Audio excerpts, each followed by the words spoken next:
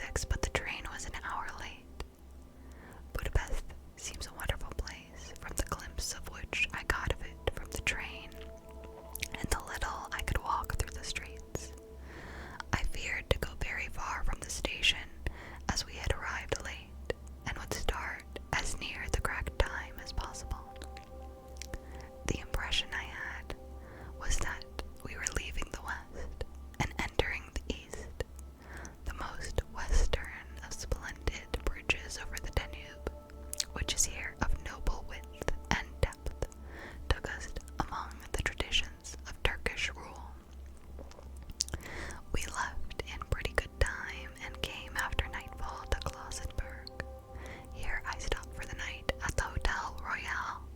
I had for dinner, or rather supper, a chicken done up some way with red pepper, which was very good but thirsty. Remember to get the recipe for Mina. I asked the waiter, and he said it was called paprika Händel, and that, as it was a national dish, I should be able to get it anywhere along the Carpathians. I found my smattering of German very useful here. Indeed, I don't know how I should be able to get on without it. Having done some time at my disposal when in London, I had finished the British Museum, and had made search among the books and maps in the library regarding Transylvania. It had struck me that some foreknowledge of the country could hardly fail to have some importance in dealing with the noblemen of that country. I find that the district he named is in the extreme east of the country, just on the borders of 3 states, Transylvania, Moldavia, and Bukovina. In the midst of the Carpathian Mountains, one of the wildest and least known portions of Europe. I was not able to light on any map or work giving the exact location of the Castle Dracula, as there are no maps of this country as yet to compare with our own ordnance survey maps. But I found that Bistris, the post town named by Count Dracula, is a fairly well-known place. I shall enter here some of my notes, as they may refresh my memory when I talk over my travels with Mina. In the population of Transylvania, there are 4 distinct nationalities: Saxons in the south, and mixed with them the Wallachs, who are the descendants of the Decanians, the Magyars in the west, and the Sicilies in the east and north. I am among the latter, who claim to be descended from Attila and the Huns. This may be so, for when the Magyars conquered the country in the 11th century, they found the Huns settled in it. I read that every known superstition in the world is gathered into the horseshoe of the Carpathians, as if it were the center of some sort of imaginative whirlpool. If so, my stay may be very interesting. Remember, I must ask the Count all about them. I did not sleep well, though my bed was comfortable enough, for I had all sorts of queer dreams. There was a dog howling all night under my window, which may have had something to do with it. Or it may have been the paprika, for I had to drink up all the water in my carafe and was still thirsty. Towards the morning, I slept and was awakened by the continuous knocking at my door, so I guess I must have been sleeping soundly then. I had for breakfast more paprika and a sort of porridge of maize flour, which they said was mamelka, and eggplant stuffed with forcemeat, a very excellent dish which they called impletata. Remember to get the recipe for this also. I had to hurry breakfast, for the train started a little before 8, or rather, it ought to have done so, for after rushing to the station at 7:30, I had to sit in the carriage for more than an hour before we began to move. It seems to me that the further east you go, the more unpunctual are the trains. What ought they be in China? All day long, we seemed to dawdle through the country, which was full of beauty of every kind. Sometimes we saw little towns or castles on the top of steep hills, such as we see in old missals.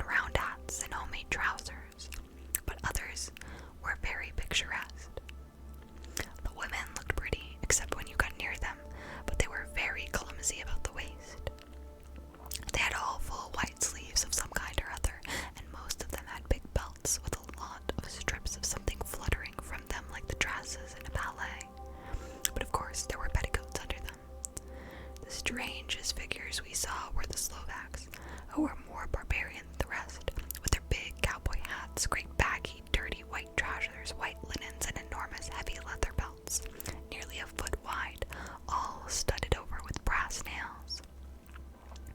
They wore high boots, with their trousers tucked into them, and had long black hair and heavy black mustaches. They are very picturesque, but do not look prepossessing.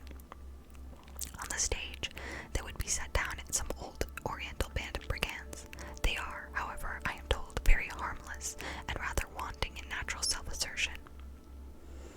It was on the dark side of twilight when we got to Bistris, which is a very interesting old place, being practically on the frontier, for the Borgo Pass leads from it into Bukovina.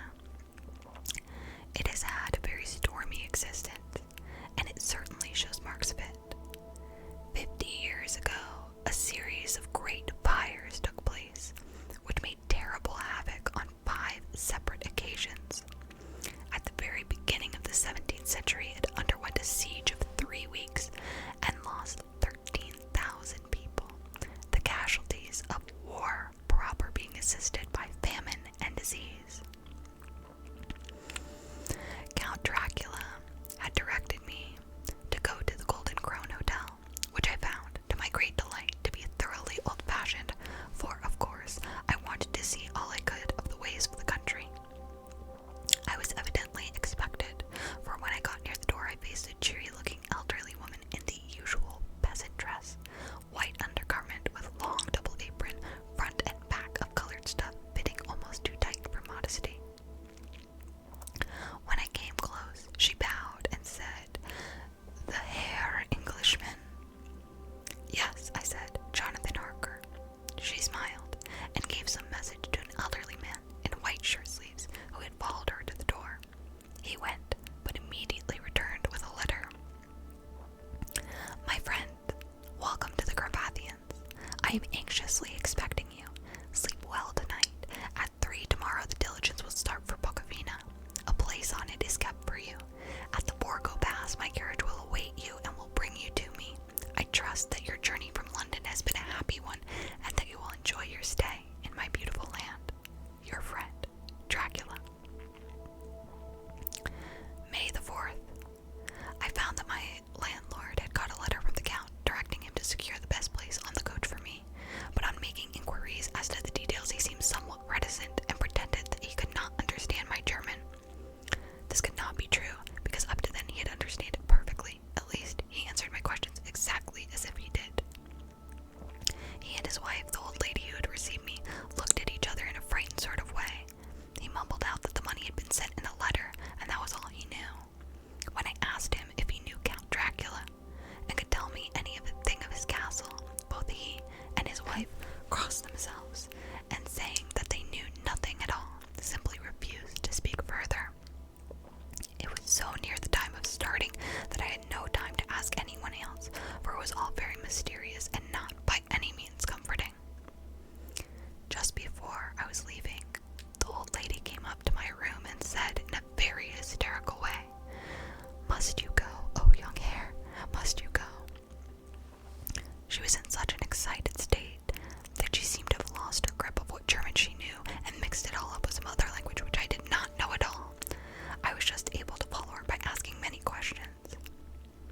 When I told her that I must go at once, and that I was engaged on important business, she asked again, "Do you know what day it is?"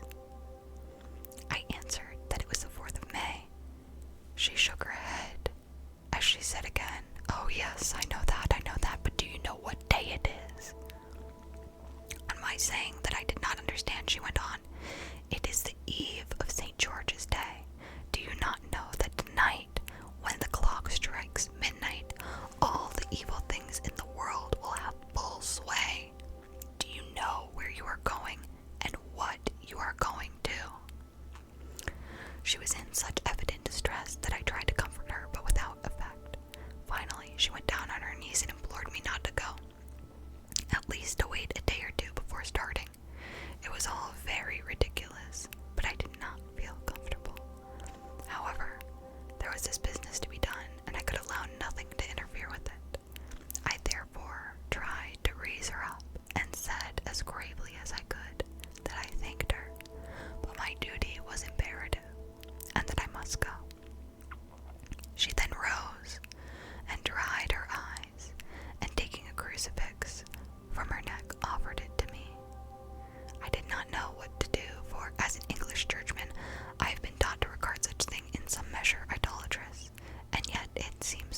gracious to refuse an old lady meaning so well and in such a state of mind. She saw, I suppose, the doubt in my face, for she put the rosary around my neck and said, "For your mother's sake," and went out of the room. I'm writing up this part of the diary whilst I'm waiting for the coach, which is, of course, late, and the crucifix is still around my neck.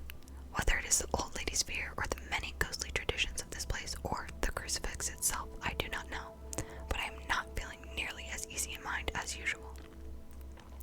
If this book should ever reach Mina before I do, let it bring my goodbye. Here comes the coach. May 5th. The castle. The gray of the morning is past, and the sun is high over the distant horizon, which seems jagged.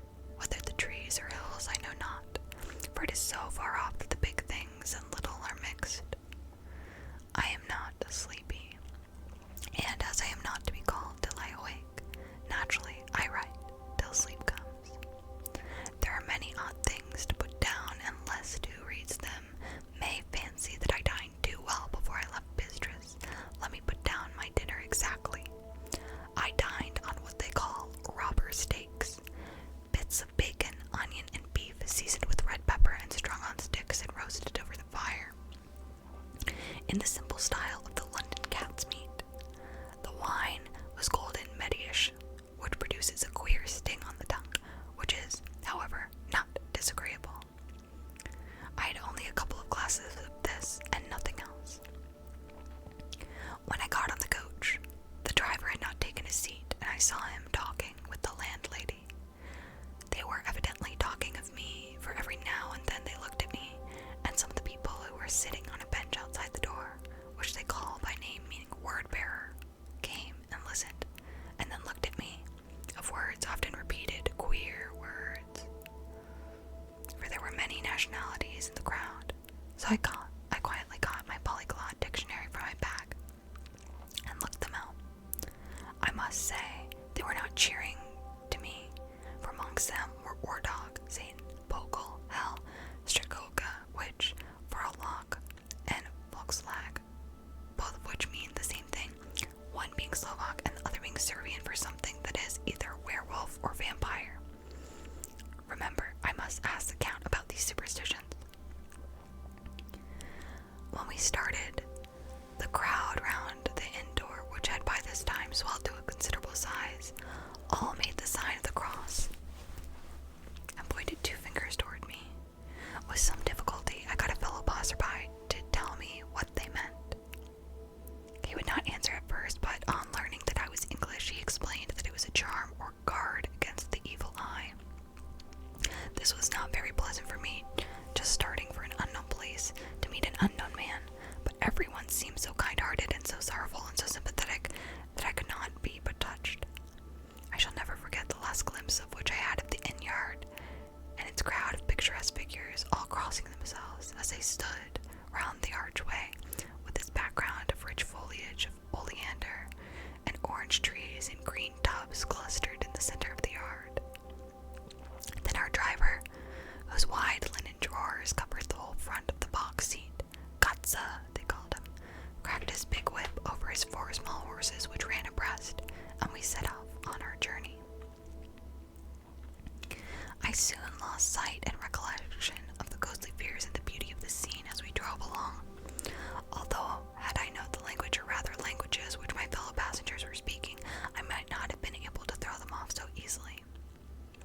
Before us lay a green, sloping land full of forests and woods, here and there steep hills, crowned with clumps of trees or with farmhouses, the blank gable end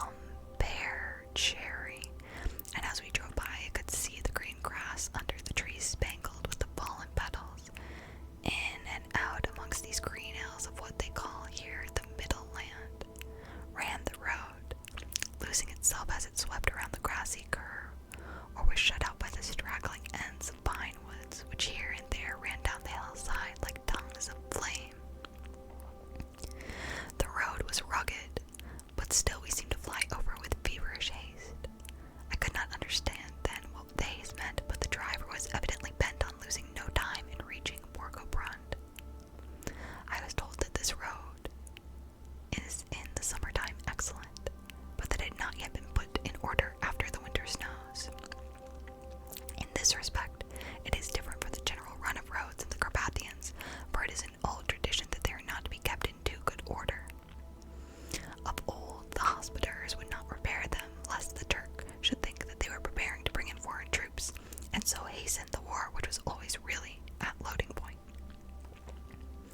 Beyond the green swelling hills of the middle land rose mighty slopes of forests up to the lofty steeps of the Carpathians themselves. Right and left of us they towered, and the afternoon sun falling full upon them and bringing out the glorious colors of this beautiful range.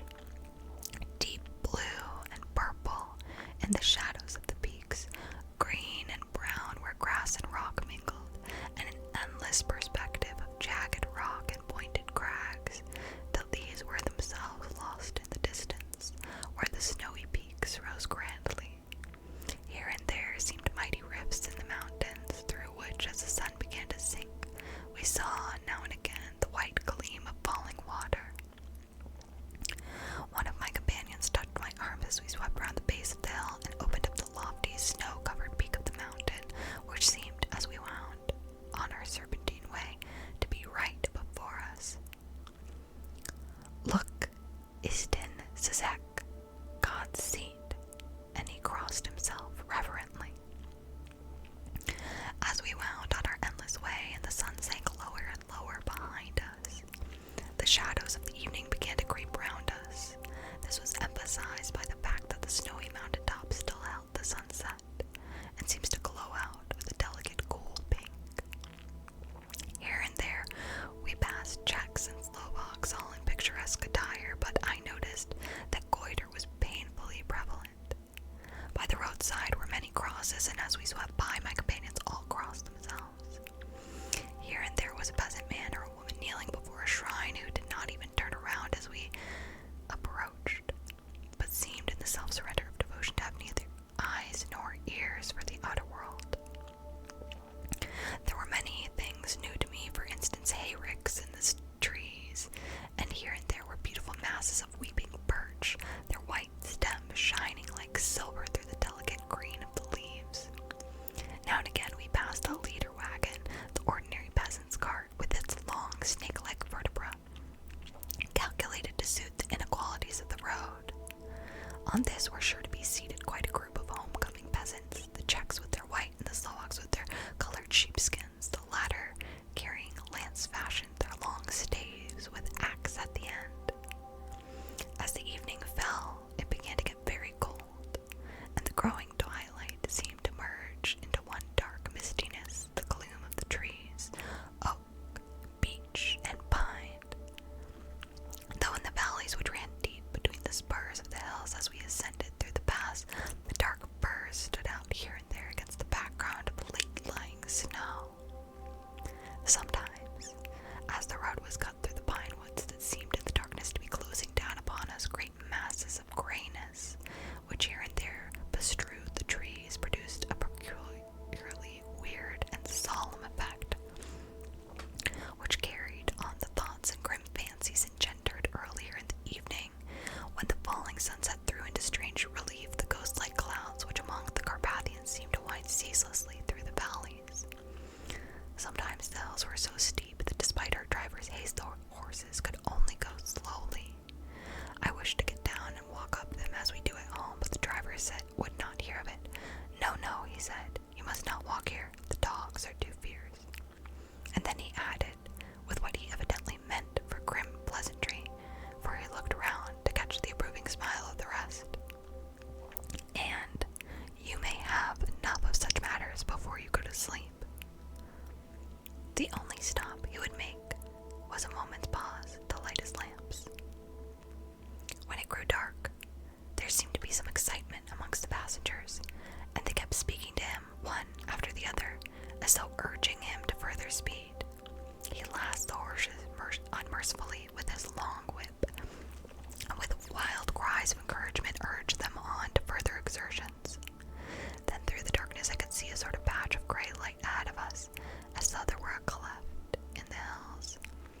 The excitement of the passengers grew greater. The crazy coach rocked on its great leather springs, and swayed like a boat tossed on a stormy sea. I had to hold on. The road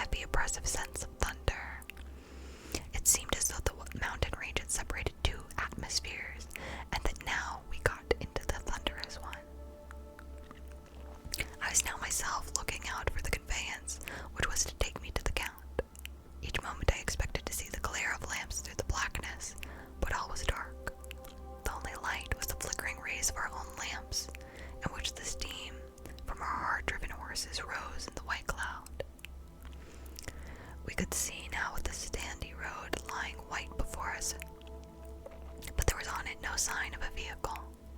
The passengers drew back with a sigh of gladness which seemed to mock my own disappointment. I was already thinking what I had best do when the driver, looking at his watch, said to the others something which I could hardly hear.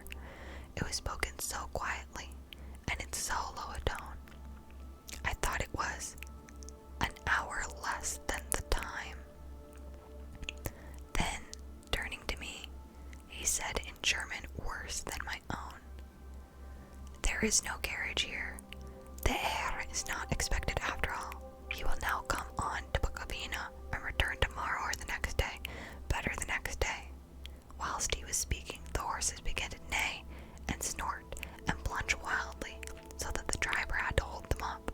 Then, amongst a chorus of screams from the peasants and the universal crossing of themselves, a caleche of 4 horses drove up behind us, overtook us, and drew up beside the coach.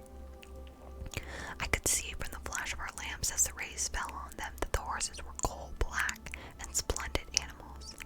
They were driven by a tall man with a long brown beard and a great black hat which seemed to hide his face from us. I could only see the gleam of a pair of very bright eyes, which seemed red in the lamplight. As he turned to us, he said to the driver, "You are early tonight, my friend." The man stammered in reply. The English heir was in a hurry, to which the stranger replied, "That is why, I supposed, you wished him to go on to Bukovina. You cannot deceive me, my friend. I know too much, and my horses are swift." As he spoke, he smiled, and the lamplight fell on the hard-looking mouth, with very red lips and sharp-looking teeth as white as ivory. One of my companions whispered to another the line from Burger's Lenore, "Den die Toten reiten schnell," for the dead travel fast. The strange driver evidently heard the words, for he looked up with a gleaming smile. The passenger turned his face away, and at the same time putting out his 2 fingers and crossing himself, "Give me the heir's luggage," said the driver, with exceedingly alacrity in my bags. With exceeding alacrity, my bags were handed out and put in the caleche. Then I descended from the side of the coach. As the caleche was close alongside, the driver helping me with a hand which caught my arm in a grip of steel. His strength must have been prodigious. Without a word, he shook his reins. The horses turned, and we swept into the darkness of the pass. As I looked back, I saw the steam from the horses of the coach by the light of the lamps, and projected against it the figures of my late companions crossing themselves. Then the driver cracked his whip and called to his horses, and off they swept on their way to Bukovina. As they sank into the darkness, I felt a strange chill, and a lonely feeling came over me. But a cloak was thrown over my shoulders and a rug across my knees, and the driver said in excellent German, "The night is chill, mein Herr, and my master the Count bade me take all care of you. There's a flask of Slivovitz, the plum brandy of the country, underneath the seat, if you should require it." I did not take any, but it was a comfort to know it was there all the same. I felt a little strangely, and not a little frightened. I think had there been any alternative, I should have taken it instead of prosecuting that unknown night journey. The carriage went at a hard pace straight along. Then we made a complete turn and went along another straight road. It seemed to me that we were simply going over and over the same ground again, and so I took note of some salient point and found that this was so. I would have liked to have asked the driver what this all meant, but I really feared to do so, for I thought that, placed as I was, any protest would have no effect in case there had been an intention to delay. By and by, however, as I was curious to know how time was passing, I struck a match, and by its flame looked at my watch. It was within a few minutes of midnight. This gave me a sort of shock, for I suppose the general superstition about midnight was increased by my recent experience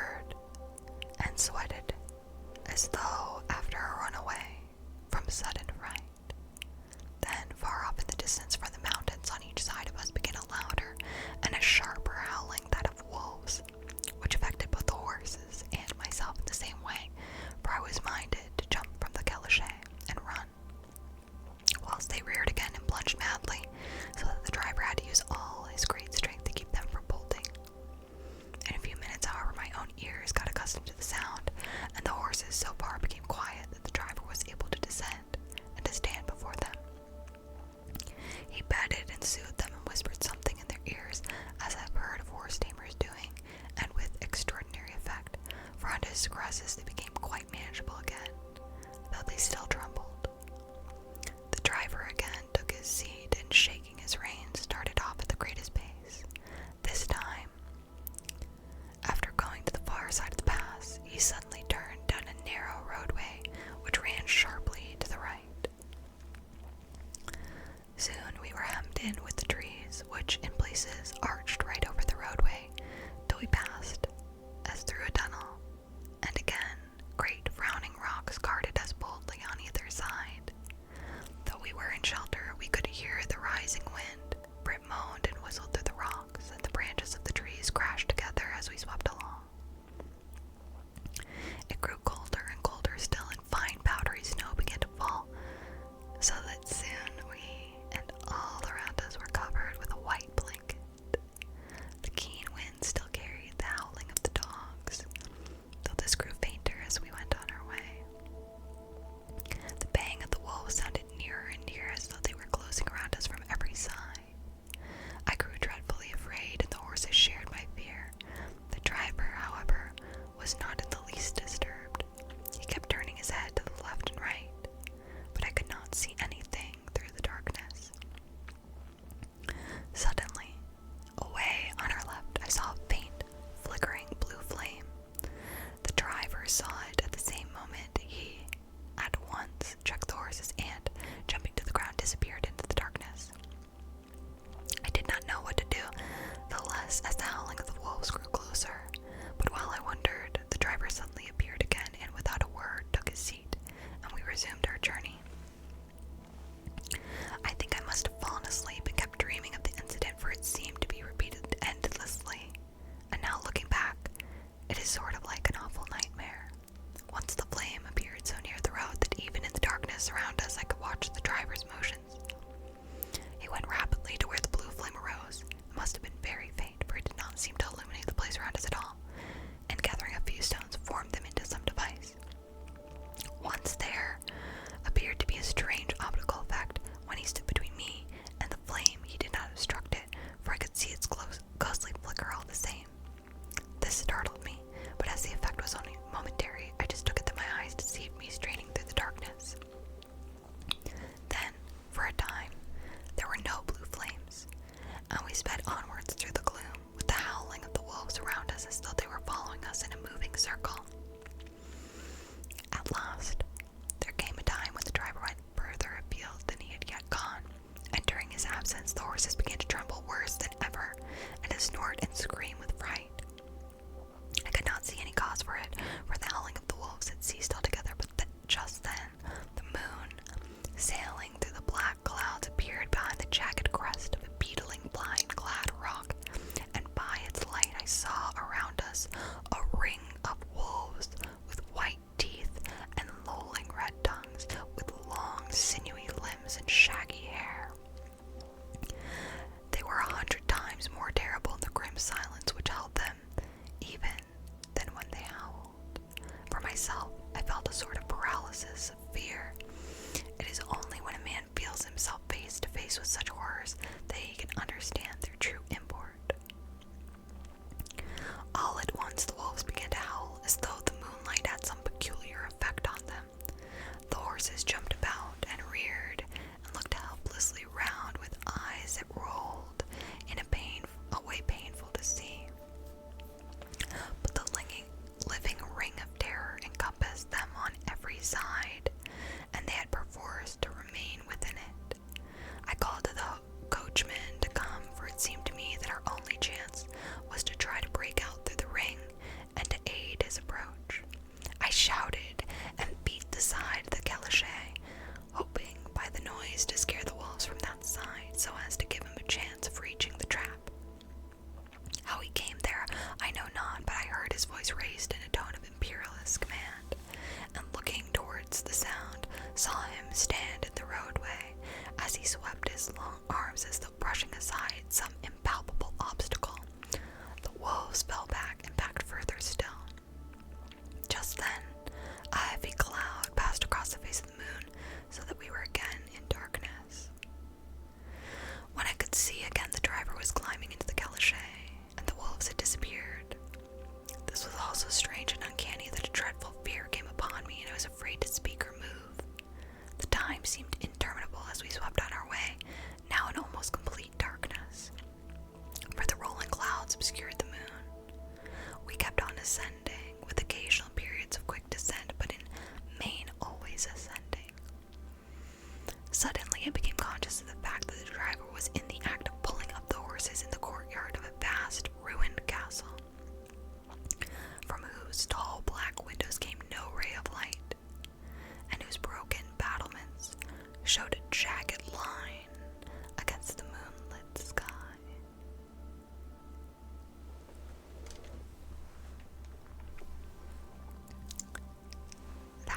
his chest.